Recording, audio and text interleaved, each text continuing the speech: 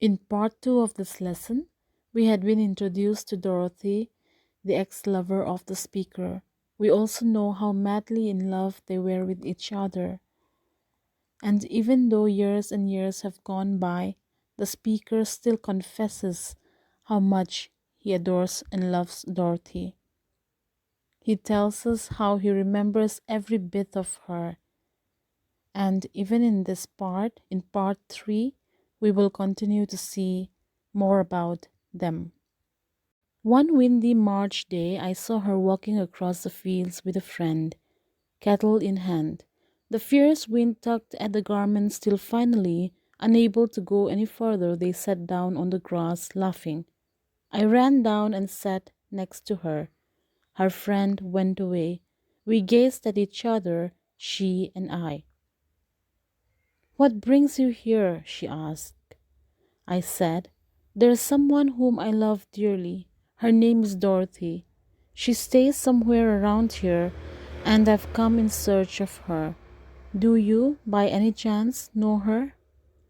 She replied, "I certainly do. She's my best friend. What do you want of her?" "I wish to know how long she intends to keep me waiting. Could she please confirm my status in the name of love?" "In the name of love? Surely you must be joking. Anyway, it's getting late. I'm only a poor girl who has to earn her living. Go ahead, study hard." She got up. So part 3 begins with the speaker telling us of an incident that happened one windy March day.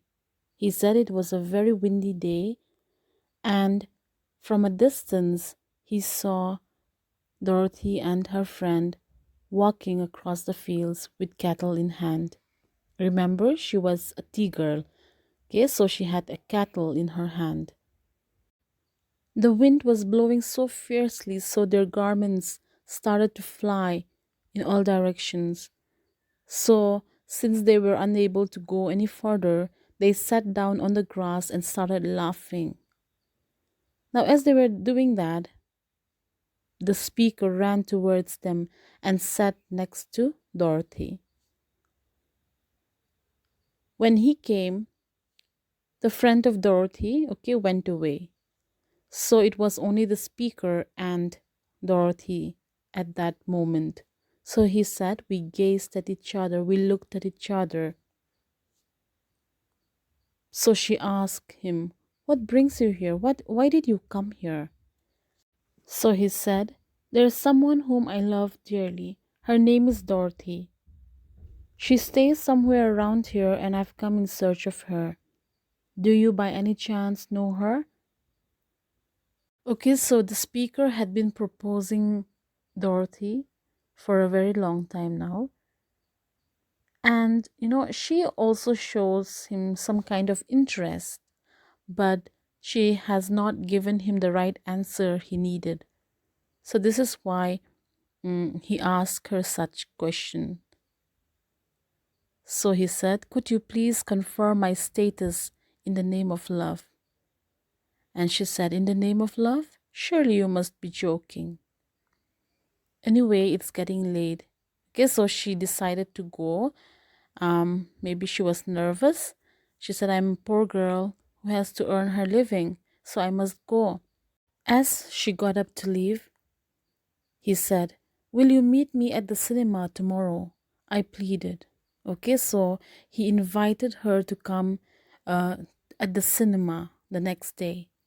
I had not expected her to come, but Dorothy, as unpredictable as ever, was there. The sight of her from a distance made me ask myself, is it a dream? Together we watched Do You Love Me, starring Maureen O'Hara. So the next day, unexpectedly, okay, Dorothy came at the movies. So together they watched this movie Do You Love Me by Maureen O'Hara.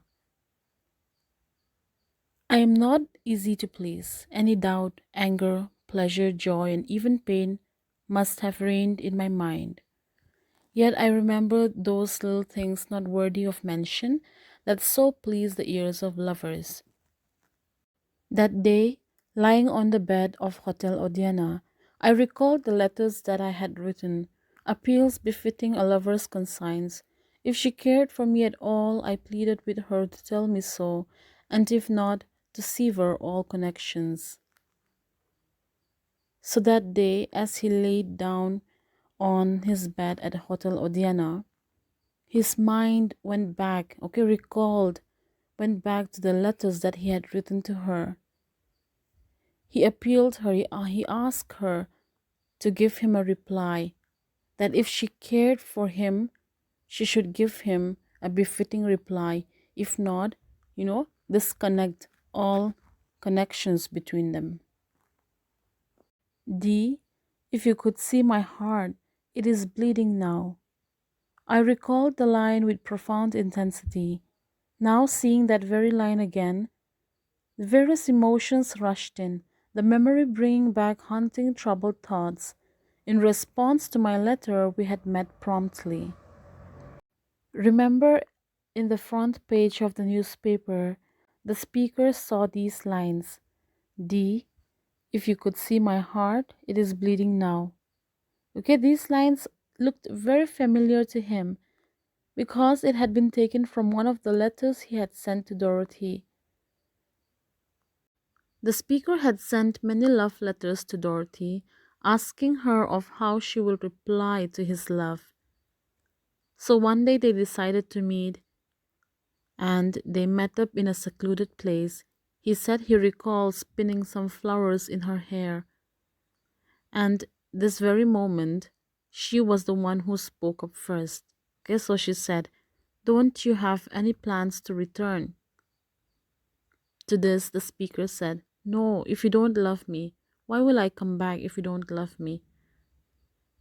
So Dorothy said, "Do you know how terrible it would be if you don't come back?"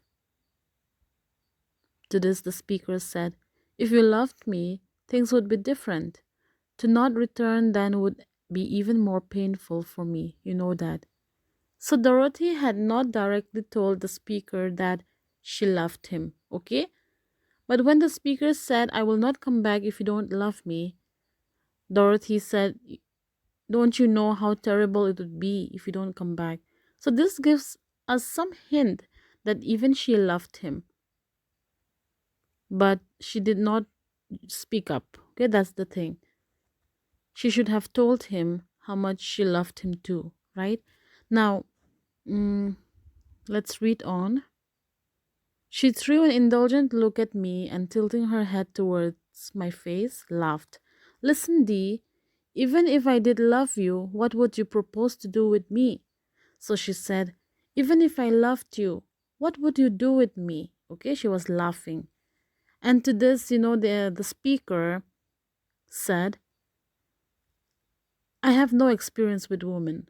So this particular moment, I did not know what answer to give her." Okay, this is what he said. So with all the courage he had, he said, "Why, Hoino? This is what I would do." And then he hugs her, okay, in a long embrace. He said, "The intensity of that spell, it was our one moment in time when earth ceased to be and the pleasures of life turned ethereal and eternal." When I woke from my stupor, Dorothy drew a long sigh. "Ah, if only fate decreed that I were a Mizo girl," she said. So after the speaker hugs her, okay, she said, "I wish I was a Mizo girl." No, she has this fear that their relationship will not last. She has this, she could foresee that it will not last because, especially in those days, in the olden days, it was not easy to meet up. They did not have any phones, mobile phones like today, okay? And traveling was also very, very difficult. So she knew that they would just harm themselves, hurt themselves if they fell in love. So she said, "Ah, if only I were a Mizo girl." She had greater foresight about the impending cloud that was to cast its shadow over our relationship. On my part, I had no inkling whatsoever of the phantom clouds that were to ruin it. When she was by my side, there were none of those thoughts of darkness. My vision was blighted by her magical aura, and I could foresee nothing else. The speaker says that Dorothy had greater foresight about the impending cloud that was to cast its shadow over their relationship. Okay, he said she had more knowledge of the future when it comes to the relationship. The speaker, however, never thought about the phantom clouds that were to ruin it. Okay, he was so confident that everything will be all right as long as he has Dorothy by his side. Unless you tell me the truth, I shall not go home, I declared purposefully, refusing to stand up. So that particular evening, the speaker wanted to know what was in her mind. So he said, unless you tell me the truth, I will not go home. So he refused to go. He refused to stand up. She wanted to know how much clearer it would be. But what I wanted from her was some kind of affirmation, futile though it was. So he wanted an affirmation, a yes or a no from her. Listen, Dee, our final exams are almost here. After that, I shall leave for Mizoram. Why are you detaining me like this without a real reason? Your countenance does not seem cruel. Why then is your heart so? I beseeched, holding her hand and stroking the smoothness of her skin. Tell me, Dee, life seems impossible without you. I tell you, I'll die without you. So he asked her to give him the right answer he wanted to hear. He said, Dee, our final exams are almost here. And after our exams, I will have to leave for Mizoram. Okay, I will have to go home. So why are you detaining me like this? He said, your countenance or your face does not seem cruel. Your face is beautiful. It does not seem cruel, but why is your heart so cruel? Okay, this is what he said, holding her hand and stroking the smoothness of her skin. He said, life seems impossible without you. He even tells her that he will die without her. She avoided my gaze, and then suddenly, as if waking from her reverie, said, listen, you say that you cannot leave? Surely you're joking.